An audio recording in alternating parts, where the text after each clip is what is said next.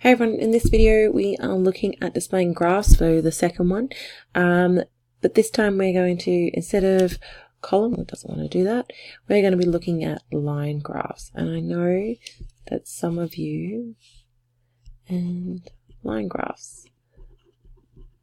So we're still following conventions, identifying the type of data that we've collected, and then plotting it on a graph. All right. So if we have a look back at our little table here of different types of data, a line graph will generally have this continuous data. It won't be this and it won't be this because it allows for something that's measured. So when you set up a line graph, it's going to have two axes. You would do them with a ruler. This is generally, so these ones you can see in science. We're doing line graphs. And the y-axis is the thing that you are measuring, and this is the thing that independent variable, so the thing that changes. So things like time, so measuring something, how long it takes for something over time. So the longer it takes, you might be measuring how correct something is, so the number of correct somethings, or a really good one would be time of the year and the temperature that they record, and that's what the one we're going to use for our example here. Science, we have lots of these puffs of air, distance travelled on a string, if you think back to certain things that we've done previously. Okay, so here's my information. It's always used for continuous. Y-axis is the thing you're measuring, so keep that in mind. And even scales. And you would have a title and a legend if required. So here's my Bureau of Meteorology. They collect, so there's another word for like measure.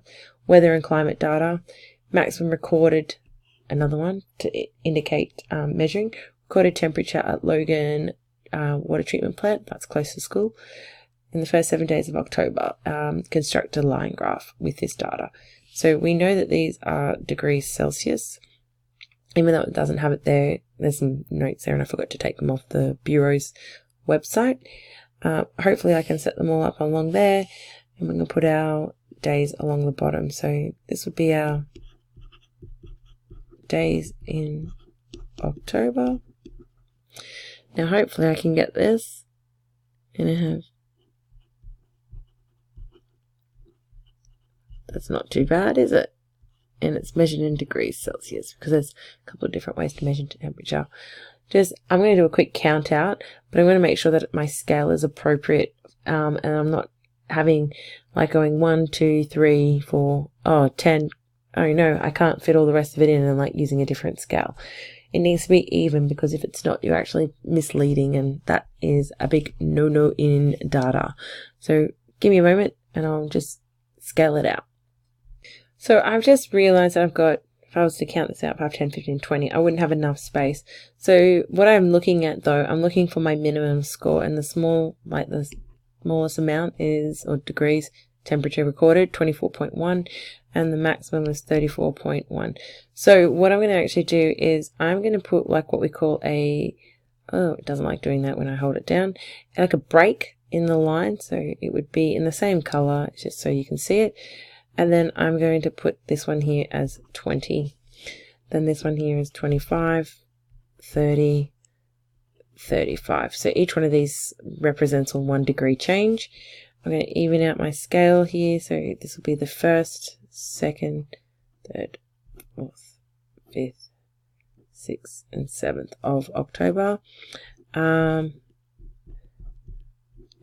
what we do is we start plotting our results. So first is on the 24.1. So there's 25, 24, 24.1 is just above it. Oh, that's not very looking. Not there. It's every 2 lines, isn't it? And we're going to plot them. Oh, it doesn't want to. Okay. Excuse me about that. There we go. Just reminding it. It really doesn't want to work for me. 25.8, so there's 25, there's 26, it's going to be closer to 26 because it's got that 0.8. 27.7, so 5, 6, 7, 27, not quite all the way to the top. Oh, it just really doesn't like being a dot, does it? Learned my lesson. I'll see if I can make it a little bit thicker.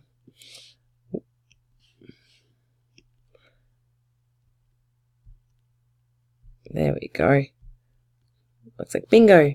27 on the knock. 24, 25, 27. Oh, I made a boo-boo. Put it too close, not to the same scale.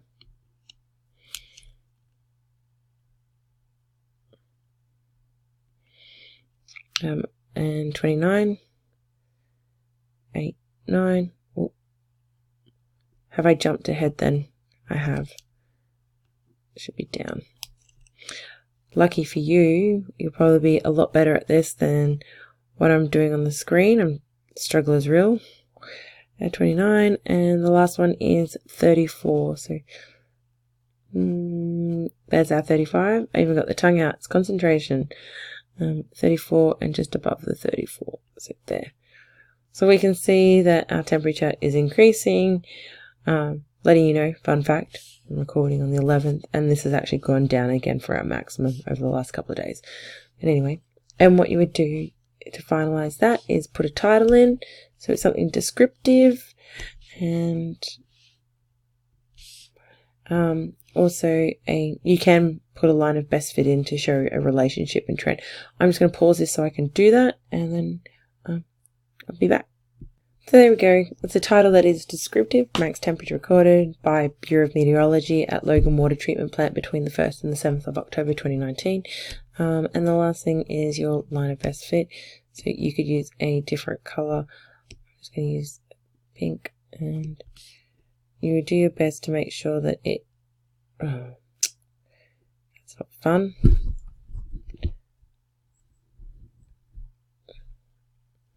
That it measures in between all your points. Now that can be a lot more challenging than we expect. So I understand if you don't get it quite right straight away. So there's my other dot point. Sorry about that. Just about probably more so this way. There we go. So there's my line of best fit.